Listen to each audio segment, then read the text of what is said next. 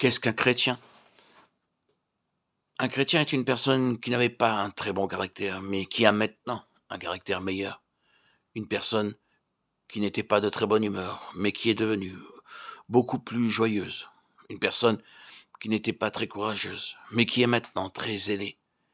Une personne qui a des dispositions différentes de celles qu'elle avait autrefois. Est-ce là la vraie définition d'un chrétien?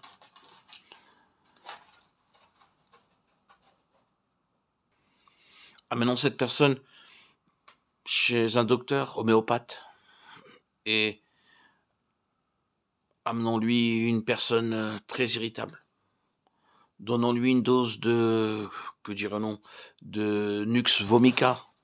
Au bout de 2 ou 3 heures, elle sera alors de très bonne humeur. Est-elle devenue chrétienne pour autant? Donnons-lui autre chose, ramenons-la à ce qu'elle était auparavant. Avait-elle été sauvée et est-elle maintenant retombée? Les drogues peuvent changer le caractère d'un homme ou d'une femme en quelques heures. Une personne léthargique, insouciante, indifférente peut devenir vivante, énergique, active.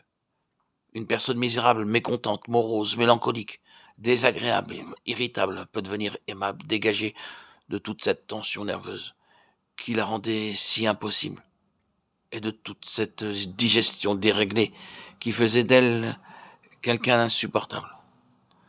Pour un peu de temps, il semble que vous ayez fait un chrétien grâce à ces drogues. Vous voyez le point? Mais non, ce n'est pas cela.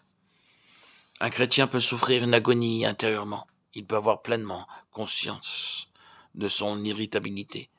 La tension à laquelle est soumis son système nerveux peut être telle qu'elle lui donnera intérieurement l'impression d'être un démon.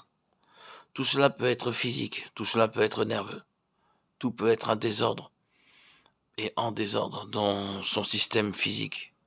Et cependant, tout au fond, tout à l'intérieur de cet homme, de cette femme, le fait éternel demeure. Il ou elle est un enfant de Dieu, né d'en haut. Et Christ en eux est entièrement autre. Et ce que l'enfant de Dieu éprouve dans son corps et dans son âme ne fait absolument pas de différence. Christ est autre. Où est la vérité? Si la vérité en ce qui concerne mon salut repose dans le domaine de mes sentiments, de mon système digestif, de mon organisme nerveux, je serai un pauvre chrétien. Car mes dispositions changeront de jour en jour selon le temps qu'il fait, ou autre chose encore. Oh non, la vérité, où est la vérité? Non pas ce que je suis, mais ce que tu es. C'est là qu'est la vérité. Vous connaîtrez et la vérité vous affranchira. De quoi? De l'esclavage. De quel esclavage? Satan fait retentir ses chaînes de condamnation sur nous. Parce qu'aujourd'hui, nous ne nous sentons pas de bonne humeur. Nous sommes mal disposés. Nous nous sentons déprimés. Nous sentons la mort tout autour de nous. Nous sommes irritables. Et Satan s'approche et nous dit, tu n'es pas un chrétien. Tu es un beau chrétien. Et nous nous laissons accabler. Est-ce cela la vérité? C'est un mensonge. La seule réponse qui nous donnera délivrance et émancipation, ce sera, ce n'est pas ce que je suis, c'est ce qu'il est lui. Christ demeure le même. Il n'est pas ce que je suis variant ici-bas dans cette vie humaine, d'heure en heure et de jour en jour. Il est autre.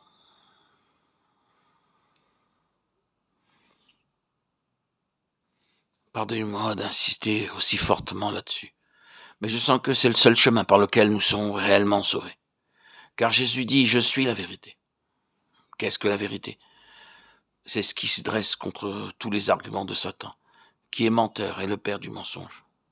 C'est ce qui nous délivre de ce moi faux que nous sommes. Oui, nous sommes un moi faux, nous sommes un paquet de contradictions. Nous ne pouvons jamais être certains de garder les mêmes sentiments pour un long temps, ni sûrs que nos convictions ne vont pas changer de direction. Oh non, ce n'est pas ce que nous sommes en nous-mêmes. C'est Christ. Vous voyez dans quelle fausse position nous pourrions nous trouver si nous étions sur cet haut niveau de notre propre nature. Comme le diable pourrait se jouer de nous.